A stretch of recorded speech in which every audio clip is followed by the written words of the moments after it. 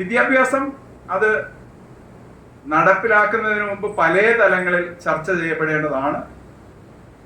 നമ്മളുടെ ഭരണാധികാരികൾ അങ്ങനെ ചർച്ച ചെയ്തിട്ടില്ല.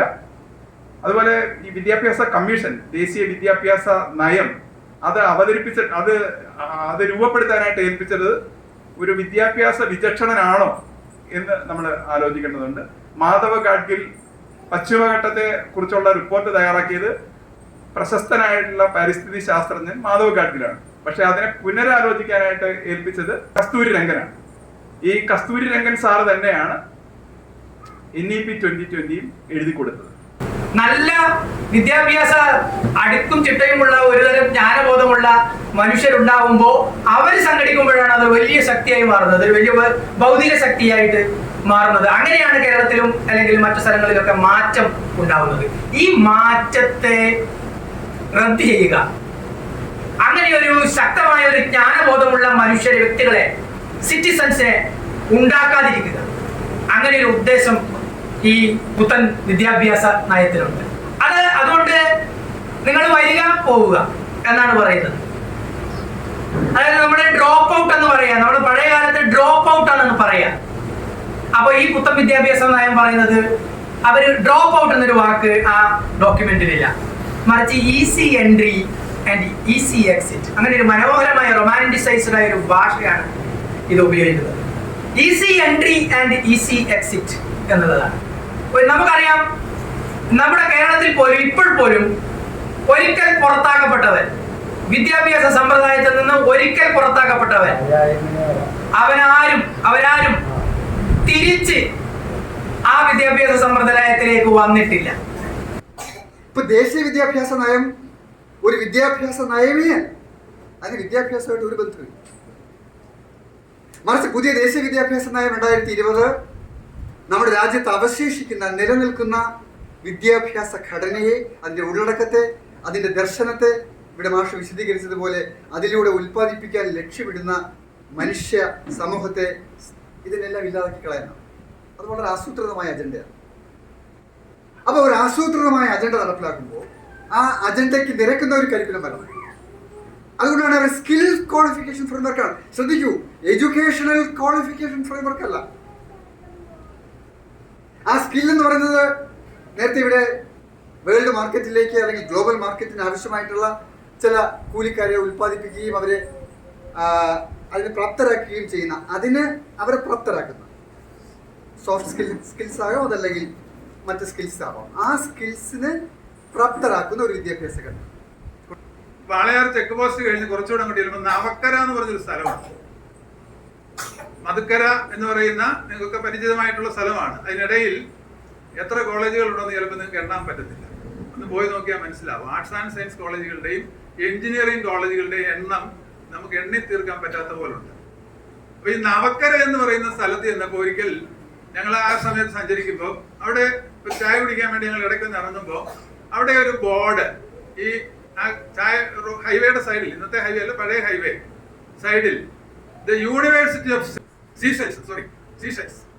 പണ്ടൊരു സൗന്ദര്യ മത്സരം വന്നപ്പോൾ എനിക്ക് ഐശ്വര്യറായി ഒക്കെ സുന്ദരിയാകുന്ന സമയത്ത് ഇവരെയൊക്കെ കൊണ്ടുപോയിട്ട് ഈ ബീച്ചിൽ കൊണ്ടുപോയിട്ട് പിന്നെ അവരുടെ ചില ഷോകളില് ഈ സീഷെൽസിൽ കൊണ്ടുപോയതായിട്ട് പത്രത്തിൽ വായിച്ചു കേട്ടിട്ടുണ്ട്. അധികം പരിചയമില്ലാത്തൊരു സ്ഥലമാണ് യൂണിവേഴ്സിറ്റി ഓഫ് സീഷെൽസ് എന്നൊരു ബോർഡ്. ഭയങ്കര കൗതുകമായി, ഇതെന്താ സംഭവം. ഞങ്ങള് ഒരു ഊട് വഴിയിലൂടെ ബൈക്കിൽ സഞ്ചരിച്ച് കുറെ കൊണ്ട് ചെല്ലുമ്പോൾ ഒരു പെട്ടിക്കട മാതിരി ഒരു കെട്ടിടം, അതിന്റെ മുമ്പിൽ ഒരു ബോർഡുണ്ട്, സീഷെൽസ് യൂണിവേഴ്സിറ്റിയുടെ എന്തോ ഒരു ഡിസ്റ്റൻസ് എഡ്യൂക്കേഷന്റെ കോൺടാക്ട് ക്ലാസ് നടക്കുന്ന സ്ഥലമാണ്. പക്ഷേ ബോർഡ് ഇരിക്കുന്നത് യൂണിവേഴ്സിറ്റി ഓഫ് സീഷെൽസ്. കുറെ നാളായി സാറേ നമ്മുടെ നാട്ടിലേക്ക് ഇത്തരം സാധനങ്ങൾ വന്നു തുടങ്ങിയിട്ട്. ഏകദേശം 2ാം ലോക മഹായുദ്ധത്തിന് ശേഷം അമേരിക്കയിൽ നടപ്പിലാക്കി തുടങ്ങിയ വിദ്യാഭ്യാസ പരിഷ്കാരങ്ങളുടെ ഒരു തുടർച്ച തന്നെയാണ് ദേശീയ വിദ്യാഭ്യാസ നയം വഴി ഇന്ത്യയിലും അവതരിപ്പിക്കുന്നത്. 2ാം ലോക മഹായുദ്ധത്തിന് ശേഷം അമേരിക്കയിലെ കോർപ്പറേറ്റുകൾ അവിടുത്തെ ചെറുകിട ഉൽപാദന കച്ചവട മേഖലയിലേക്ക് കൂടുതൽ ഇൻവെസ്റ്റ് ചെയ്യുകയും ആ കാലം വരെ വികസിച്ചിട്ടുണ്ടായിരുന്ന സാങ്കേതിക വിദ്യകളെ ഈ പറയുന്ന കാർഷിക മേഖല ഉൾപ്പെടെയുള്ള ഉൽപാദന മേഖലയിലേക്ക് സന്നിവേശിപ്പിക്കുകയും ചെയ്യുന്നുണ്ട്. അപ്പൊ അങ്ങനെ ഈ ചെറുകിട കച്ചവട ഉൽപാദന മേഖലകളിലേക്ക് ഈ അമേരിക്കൻ കോർപ്പറേറ്റുകൾ വരുമ്പോൾ അവിടുന്ന് പുറത്താക്കപ്പെടുന്ന ഒരു മധ്യവർഗം, ആ മധ്യവർഗം ഈ അവർക്ക് ഹയർ എഡ്യൂക്കേഷൻ വേണമെന്ന് ആവശ്യപ്പെടുകയും അതേസമയത്ത് ഈ സാങ്കേതിക വിദ്യ പഠിച്ച പുതിയ തലമുറ ഉണ്ടാവേണ്ട ഒരു ആവശ്യം ശ്രദ്ധിക്കപ്പെടുകയും ചെയ്ത പശ്ചാത്തലത്തിലാണ് ഈ അമേരിക്കയിൽ ഒരു കാർണേജ് എന്ന് പറയുന്ന ഒരു വലിയ മുതലാളി, ഇന്ത്യയിൽ 2000 അദാനി അംബാനി ബിർള കമ്മിറ്റി വന്നതുപോലെ ആ സമയത്ത് അമേരിക്കൻ വിദ്യാഭ്യാസ പരിഷ്കരണത്തിന് വേണ്ടി കാർണേജ് എന്ന് പറയുന്ന അവിടുത്തെ വലിയ സമ്പന്നന്റെ നേതൃത്വത്തിലുള്ള കമ്മീഷനുകൾ ഉണ്ടാവുകയും അവിടെ ഈ ഉന്നത വിദ്യാഭ്യാസവും പ്രാഥമിക വിദ്യാഭ്യാസവും ഉൾപ്പെടെ പരിഷ്കരിക്കപ്പെടുകയും ചെയ്യുന്നു. വിദ്യാഭ്യാസം എന്താണ് ആഗ്രഹിക്കുന്നത് ഗാന്ധിജിയും അതേപോലെയുള്ളവരൊക്കെ സ്വപ്നം കണ്ട ആ വിദ്യാഭ്യാസത്തിൽ നിന്ന് ഒരുപാട് അകലേക്ക് പോകുകയും അത് സമ്പത്തുണ്ടാക്കാനുള്ള ഒരു മാർഗമാണ്, അത് വരേണ്യവർഗത്തിൽ മാത്രം ഒതുങ്ങി നിൽക്കേണ്ട ഒന്നാണ്, താഴേക്കിടയിലേക്ക് ലഭിക്കേണ്ട ഒന്നല്ല എന്നുപോലും അത് വായിച്ചു നോക്കുമ്പോൾ വരികൾക്കിടയിലൂടെ അതിഭയാനകരമായ രൂപത്തിലുള്ള പോയിന്റുകൾ അതിലുണ്ട് എന്ന് നമ്മൾ മനസ്സിലാക്കുകയാണ്. പക്ഷെ എന്തിനാണ് NEP ഇത്ര ധൃതി പിടിച്ച് കേരളം നടപ്പിലാക്കുന്നത് എന്നാണ് എന്റെ സംശയം.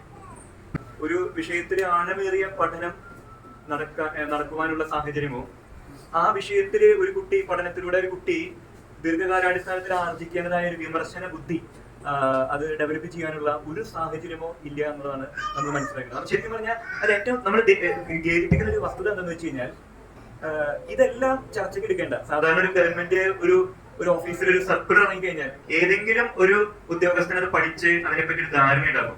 പക്ഷെ ഞാൻ അറിഞ്ഞിടത്തോളം ഒരു അധ്യാപകനും ഈ NEP-യുടെ കരട് രേഖ ഇതിന്റെ രേഖ വായിക്കുകയോ അതിനെപ്പറ്റി യാതൊരു വിധ ഒരു ബേസിക് നോളജ് പോലും ഇല്ലാത്തവരാണ് എന്നാണ് മനസ്സിലാക്കുന്നത്.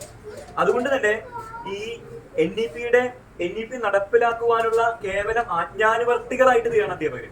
എന്തുകൊണ്ട് ഇവിടുത്തെ അധ്യാപക സംഘടനകൾ കോളേജിലായാലും ഹൈസ്കൂൾ തലത്തിലായാലും പ്ലസ് ടു തലത്തിലുള്ള അധ്യാപക സംഘടനകൾ വിവിധ രാഷ്ട്രീയ കക്ഷികളുടെ സംഘടനകളുണ്ട്, BJP ഉണ്ട്, ഇടതുപക്ഷത്തിനുണ്ട്, വലതുപക്ഷത്തിനുണ്ട്, ഒരുപാട് സംഘടനകളുള്ളപ്പോ എന്തുകൊണ്ട് ഇതിനെതിരെയുള്ള ശക്തമായിട്ടുള്ള ഒരു പ്രതിഷേധം നമ്മുടെ അല്ലെങ്കിൽ അതിനെ കുറിച്ചുള്ള ചർച്ച നമ്മുടെ സമൂഹത്തിൽ നടക്കുന്നില്ല?